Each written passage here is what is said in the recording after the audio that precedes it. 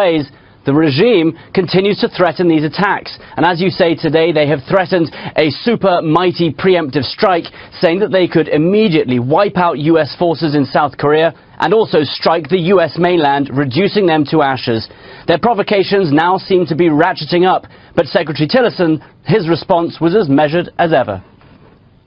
We're reviewing all the status of North Korea, both in terms of state sponsorship of terrorism, as well as all the other ways in which we can bring pressure to bear on the regime in Pyongyang.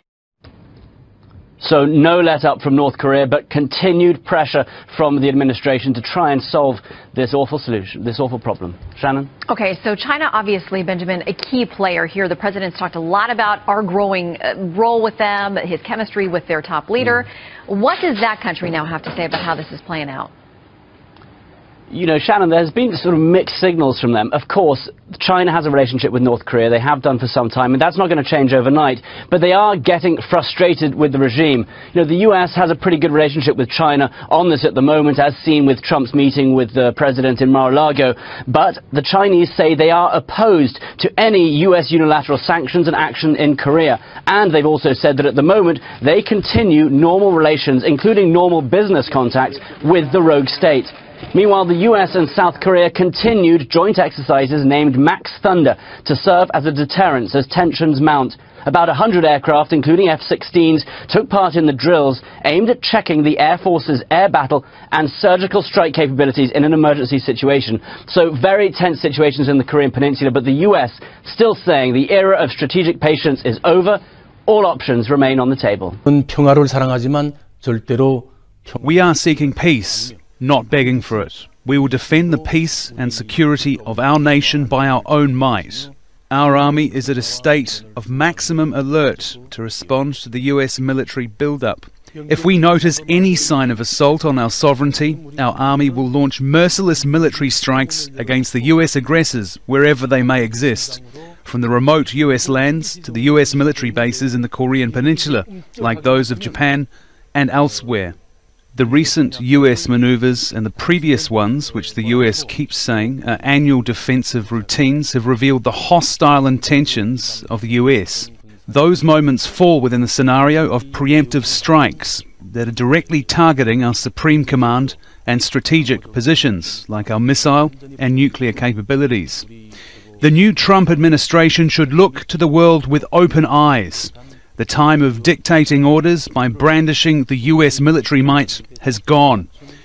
If those businessmen in power in the US thought they could intimidate us with military or sanction threats, as the Obama administration used to do and failed, they will soon find out such threats are useless. Unless the US abandons its hostile policies against North Korea, there will be no chance for any future bilateral meetings at any level. It is a prerequisite that Washington gives up those antagonistic policies against us. The six-party talks aimed at making the Korean Peninsula free of nuclear weapons were throttled at birth. They no longer exist. The nuclear weapon in our possession is not an illusion. It is not a commodity that can be traded for American dollars, nor is it for sale. So it cannot be put on the negotiating table with the aim of taking it away from us. The United States of America will always seek peace, but under President Trump, the shield stands guard and the sword stands ready. Rest assured, under President Trump's leadership, the United States will continue to protect our people and our allies, and to strengthen the bonds between us today, tomorrow, and every day that follows. History will attest the soldier does not bear the sword in vain. And those who would challenge our resolve or our readiness should know we will defeat any attack and meet any use of conventional or nuclear weapons with an overwhelming and effective American response. Part of the response to the increase in provocation from Pyongyang was supposed to be the deployment of another US carrier and its supporting ships. Just over a week ago, the US government implied that the ships were on their way to the Korean Peninsula. We are sending an armada, very powerful. We have submarines, very powerful, far more powerful than the aircraft carrier, that I can tell you.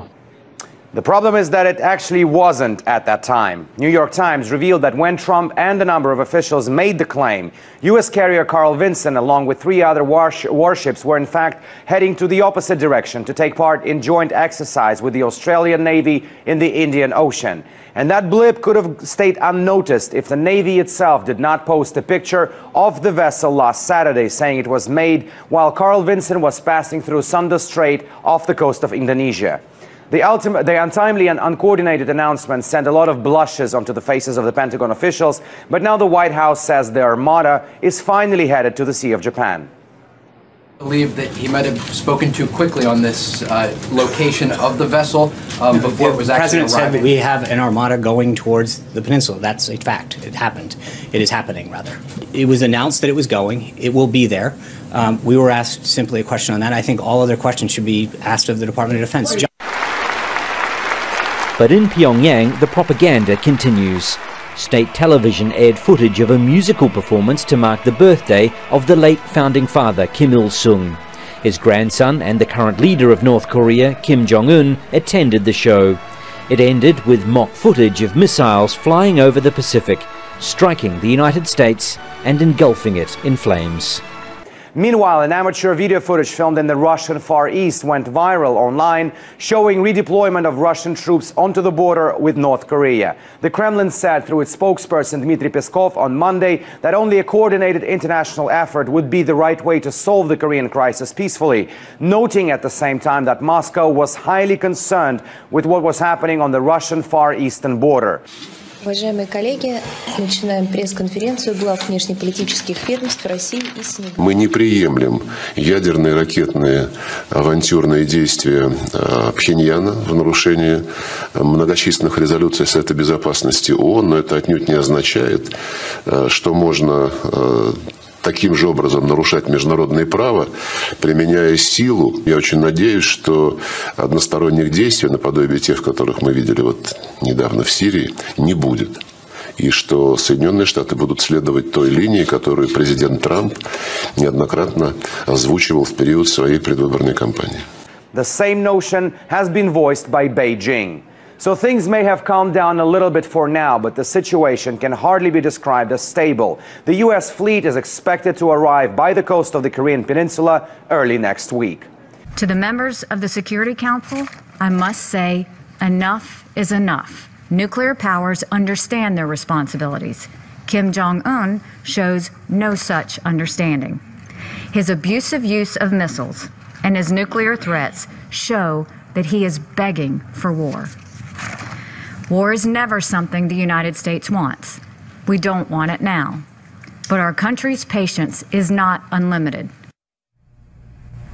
What we've heard from Haley is nothing new, actually. Only yesterday, the U.S. Defense Secretary Jim Mattis said that Washington will use any means necessary to defend itself from North Korea. Washington has been threatening military action for weeks, and the rhetoric has been growing stronger and stronger since the beginning of August, when Trump threatened DPRK with fire and fury. Thankfully, it doesn't go beyond threats.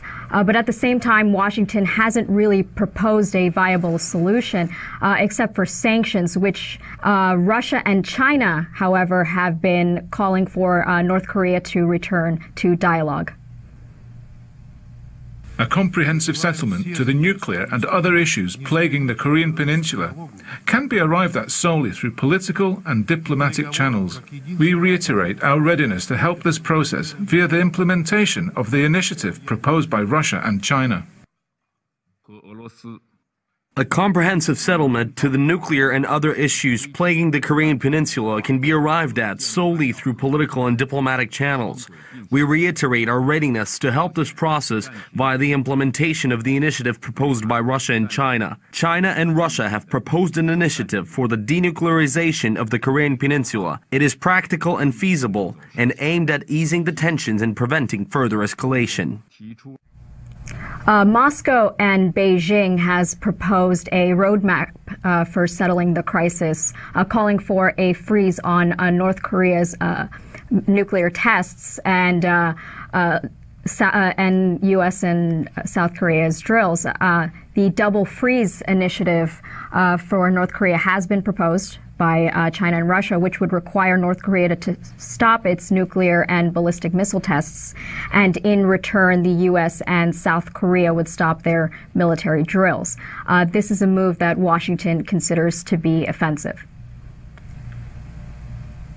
The idea that some have suggested a so-called freeze for freeze is insulting. So it looks like for now the situation is in a deadlock, at least until Washington decides that threats and sanctions are counterproductive.